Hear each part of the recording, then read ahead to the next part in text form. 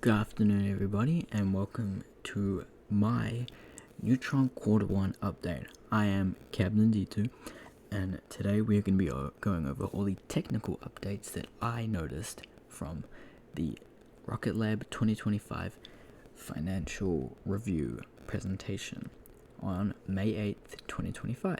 So let's dig right on in.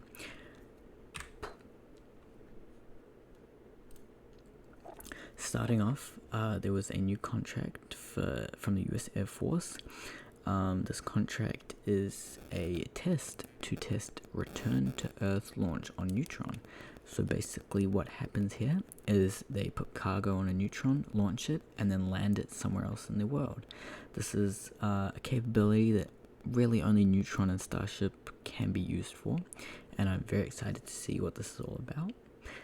The other contract news was Neutron being added to the $5.6 billion NSSL program. I actually do not know much on this, so I'm not going to talk on it as I don't want to spread misinformation. So we're going to start from the bottom of the slideshow and going all the way to the top. So looking here, we see these two photos from the Stennis Space Center where Rocket Lab tests their Archimedes engine for the Neutron rocket. On Neutron, there will be 9 Archimedes engines on the first stage and 1 vacuum-optimized Archimedes on the second stage. So these two engines we see here are sea-level engines. These engines will not fly, but they're simply here for testing and production purposes.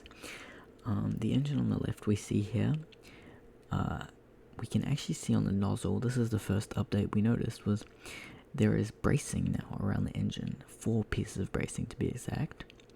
This is also seen in the you can't see it very well in this image, but there is those 4 bracings on this engine nozzle right here. And just to clarify, they're right through here. On this nozzle here, we also see that, but we only see 3 on this nozzle. So when I first noticed that, I compared these 2 engines and noticed, hey wait, these are different engines.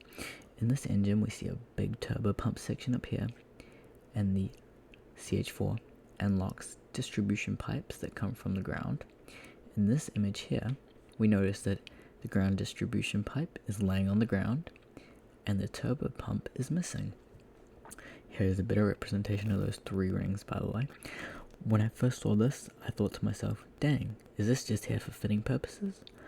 But then I noticed if we look closer here, where the regeneratively cooled fuel manifold is, we can see some type of bolt and nuts situation here. So what I think is going on is this is a TCA test article, thrust chamber assembly test article, and basically what's going on here is it is not a Archimedes engine, but rather just the injector, thrust chamber, and nozzle assembly, and they are testing out different types of injectors and nozzles. Now the reason you might be asking, well, why are they testing new nozzles, is the current nozzle we see on Archimedes is not the final nozzle for the sea-level variant. The sea-level variant nozzle will actually grow about 10 to 25%, as seen in some conceptual renderings from a few quarters ago. Another reason they could be testing different nozzle types is because eventually there'll be a vacuum version of the engine, and they'll need to make sure that that all works. Now, obviously, when they test the vacuum engine, it will not be at its full extent, as that would cause the nozzle to break and explode, and that wouldn't be very good. So, moving along, we saw photos of the launch mount at pad LC3.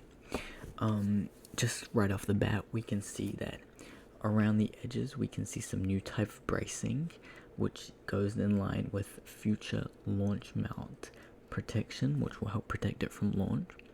And on every other panel, we see a water pipe that splits off into 2. Now, when looking at the deck, we can see these pipes again, here, here, here, here, here, and there will be 2 up here and 2 down here. So here it is again. What this is going to be is there's going to be 8 water pipes that come up kind of like this and will shoot onto the deck to keep the deck cool during launch. Besides these 3 on each panel, which shoot in, which helps with the engine flames. Plus, you can't see it too well, but there's pipes back here which will connect to a triangular deflector plate, which will help push the flames and exhaust this way. We're not exactly sure how it will work, but it will have water running through it. I don't know if it's going to be like the Starship Massey's plate or a different design, but that we will have to wait and see. We also see that there'll be more water coming through these ports out here, spraying back on. So yeah. Now the next thing we notice is there's lightning rods installed, which help protect the rocket from lightning strikes. In an event there is a lightning strike, this is a very warm region, so in the summer there can be a lot of lightning storms. So there's actually 4, but in this image we only see 2 because the other 2 are behind the camera. So looking at this photo from Google Maps that was posted by a random user, we can see all 4, 1, 2, 3, 4 of the lightning rods installed around the pad. This photo is a little older, as you can see on the sides here. We don't see these 4 extensions of the shielding around the mount. Now going on, we see these photos of these domes. This is inside the facility in Baltimore, where they are gonna produce the Neutron first and second stage. So what domes are we looking at here? Well, this is a CH4 barrel, which will go right here. CH4 will be stored in here. These 2 are actually the same domes, which means one of these, I think, but one of these is flying on the second flight, and one of these is flying on the third flight of Neutron, or the third booster and the second booster, I should say, because reusability is used. So these domes go up here. They're the 4 dome for the LOX tank. There is a dome right here which you can't see because the CH4 barrel covers it up, but there's a dome that goes through here and a pipe that comes down here which caps off the bottom of the LOX tank. Going ahead, we see another photo of what seems to be this same barrel in production on the autofiber placement machine, which is also being made in Baltimore. We can kind of tell this is the 7-meter wide first stage barrel just by how big it is compared to these humans. 5 meters is big, but it's not as big as this barrel. Going ahead, one of the biggest points in this whole presentation was the fairing and upper interstage section and the canard. So if we look here, we can see the entire fairing, which is these 2 halves, is looking pretty complete. It's moving at full speed. We can see the metal canard on the side, which is 1 of 4. There'll be 4 evenly spaced around the vehicle. Originally we thought these were going to be made out of carbon fiber, but I did speculate a few months ago that they could be changing to metal because of some thermal or production issue. As we can see, they have in fact switched to metal, which is a cool little design on the Neutron rocket. We don't know if this metal is permanent or not. It could turn out being carbon composites in the future as the autofiber placement machine becomes online, but we'll just have to wait and see. In this video we saw, which I won't be playing, we saw them testing the fins, which seem to have a range of plus or minus 30 degrees.